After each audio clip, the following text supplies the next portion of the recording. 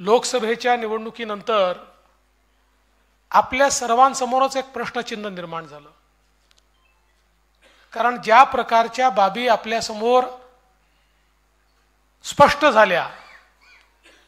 एक प्रकारे या देशामध्ये अराजक कसा तयार करता येईल अशा प्रकारचं एक षडयंत्र, ज्या षडयंत्रामध्ये काही देशातले काही विदेशातले लोक एकत्रित येऊन, वेगवेगळ्या शक्ती एकत्रित येऊन हा देश बलशाली होतोय। हा जर बलशाली झाला तर या देशाजवळ बलही आहे आणि विचारही आहेत। या दोन्हीच्या आधारावर हा देश खूप मोठा होईल आणि म्हणून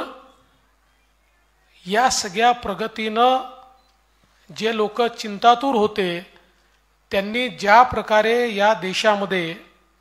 अराजकाची मांडणी सुरू केली, देशाला विविध भिंतींमध्ये कसं खंडित करता येईल, आमचं पौरुष कसं समाप्त करता येईल आणि त्यासोबत या ठिकाणी वोट जिहाद सारखे विषय मांडून एक प्रकारे आमच्या विचारांवर कसं आक्रमण करता येईल अशा प्रकारचा प्रयत्न हा आपल्या सगळ्यांच्या नजरेस आला। आपल्याला कल्पना आहे की या देशाचा इतिहास सांगतो, जेव्हा जेव्हा इथला सनातन विचार, जेव्हा जेव्हा आमचा धर्म, जेव्हा जेव्हा आमची संस्कृती, आमचे संस्कार हे कमजोर झाले, त्यावेळी आम्ही गुलामगिरीत गेलो आणि ज्या ज्यावेळी आमच्या संतांनी धर्म जागरण केलं, आमच्या संतांनी